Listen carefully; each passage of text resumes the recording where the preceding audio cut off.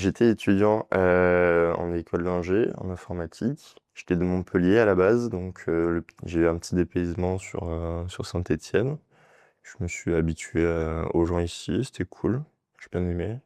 Ça fait 6 ans là que je suis à Saint-É et puis ça se passe bien.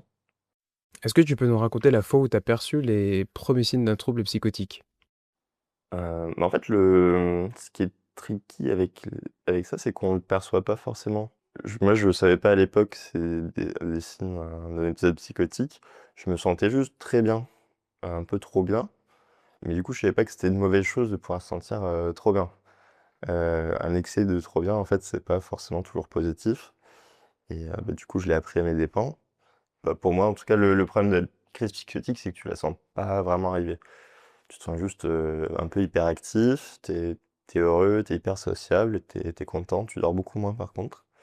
Et donc ça, c'est plutôt les premiers signes, c'est je dormais peut-être 3-4 heures par nuit, alors que d'habitude, je dormais plus 9-10 heures, quoi. Bah, il y a aucun moment où je me suis posé la question de est-ce que je suis en crise psychotique parce que je connaissais ni le terme ni l'état. J'étais juste vraiment très heureux parce que j'avais une grosse phase de dépression suite à ma prépa et à l'école d'ingé où j'ai eu beaucoup de mal avec le format académique, typiquement les CM de 3 heures où tu manges du maths pendant 3 heures tous les jours. C'était dur psychologiquement. Et je m'étais orienté sur l'automédication en utilisant du microdosing de champi. Ça avait plutôt bien marché. Et c'est comme ça que, après, du coup, je m'étais intéressé aux champignons hallucinogènes pour traiter la dépression sur moi-même.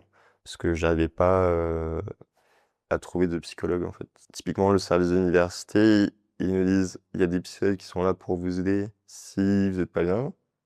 Mais en pratique, il y en a un ou deux, et ils sont surbookés. Et du coup, je m'étais plus orienté vers essayer de résoudre ça par moi-même. Mais du coup, j'avais plein de projets. J'aimais bien déjà faire plein d'expérimentations. Et il y avait une opportunité où il y avait un pote qui allait à Clermont-Ferrand en voiture pour sa famille. Et je m'étais incrusté en mode covoit. Il m'avait déposé à Clermont-Ferrand. Et moi, j'étais parti sur l'idée de me balader à Clermont un peu pendant un jour ou deux, rester dormir chez des potes qui étaient là-bas et repartir le lendemain. Mais ça s'est pas vraiment passé comme ça. J'ai pété mon portable, plus ou moins intentionnellement. Après, du coup, je me suis retrouvé dans une ville inconnue, sans moyen de contacter personne. Et du coup, je me suis retrouvé à la rue pendant une semaine. Donc c'était assez dur. Et après, j'avais été repêché par du coup les pompiers et la police qui m'ont envoyé du coup à l'HP de Clermont, où j'ai été hospitalisé 1 mois, il me semble, en, en urgence psy du coup sous contrainte. Et ma famille qui était censée du coup passer Noël chez moi. Donc c'était un peu paniqué parce qu'il n'y avait pas de nouvelles de moi. Et le truc c'est que pendant toute cette période, moi je me sentais pas du tout angoissé. Moi j'avais l'impression de pas être angoissé pendant ce voyage et que peu importe ce qui est arrivé, j'allais m'en sortir, quoi. Et j'étais hyper confiant, hyper plein d'énergie, je faisais plein de trucs. Mais ouais, c'était assez rude. Mais après, ça m'a ouvert les yeux sur pas mal de trucs. Entre autres, le fait que personne ne m'a aidé dans la rue. Enfin, personne ne s'est arrêté pour. Enfin, il y a quelques personnes qui se sont arrêtées, mais ils n'étaient pas vraiment inquiets, quoi. Je me suis rendu compte que la perception qu'on a de notre réalité est vraiment très très malléable. Et qu'en fait, ce qu'on voit, on ne sait pas si les autres ils voient la même chose. Et que en fait, ben, ce que tu vois, c'est pas forcément vrai.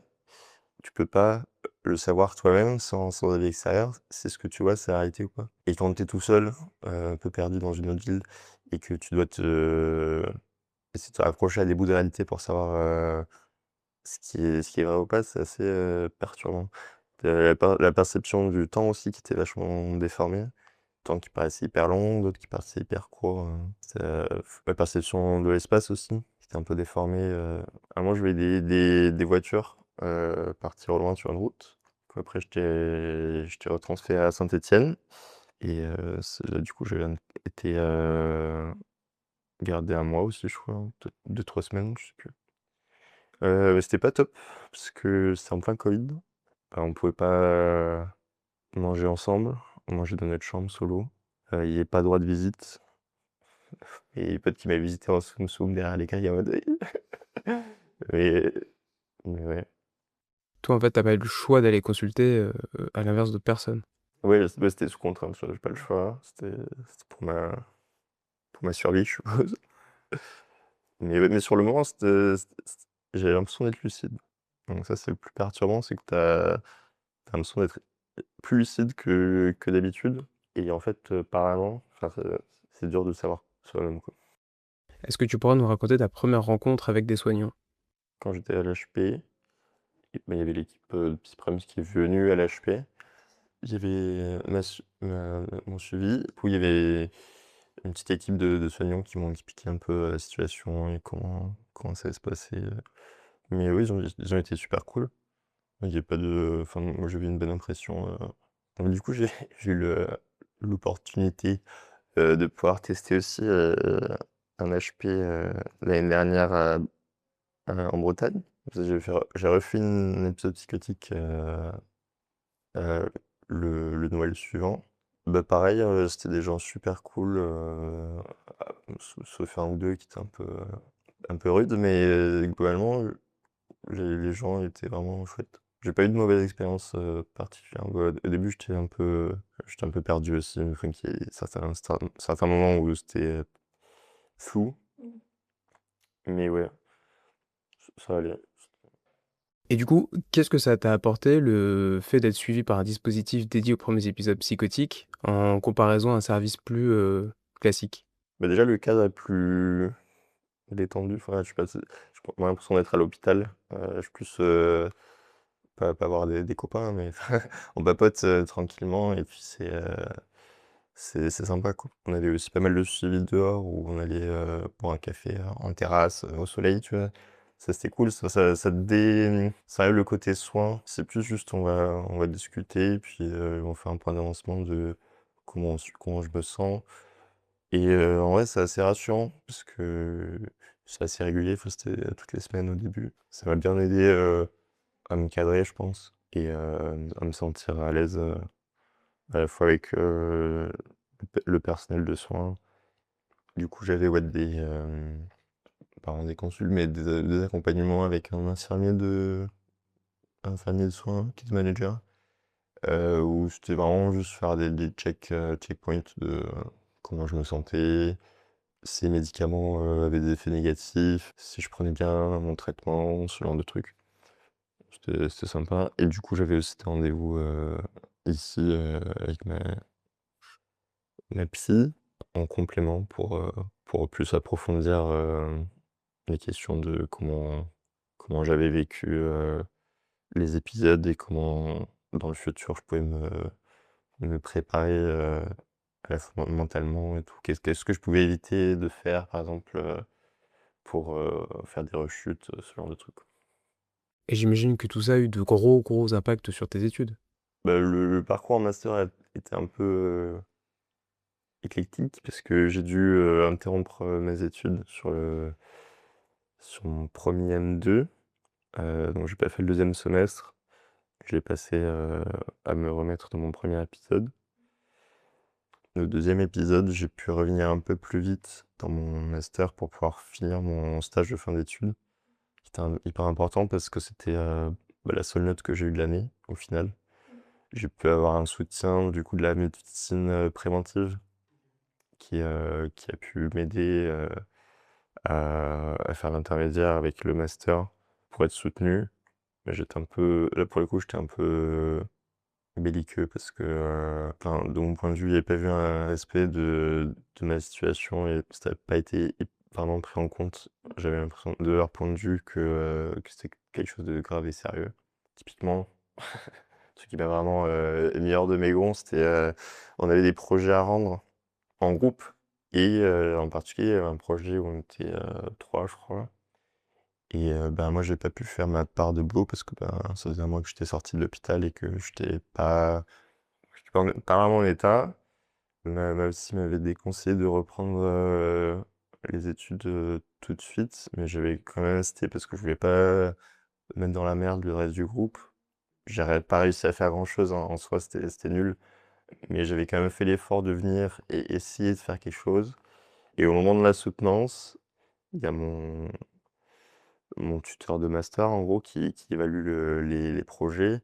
Il a dit, «Bah, OK, bah, votre truc, c'est de la merde et tu as fait aucun effort, quoi». Alors qu'il était au courant.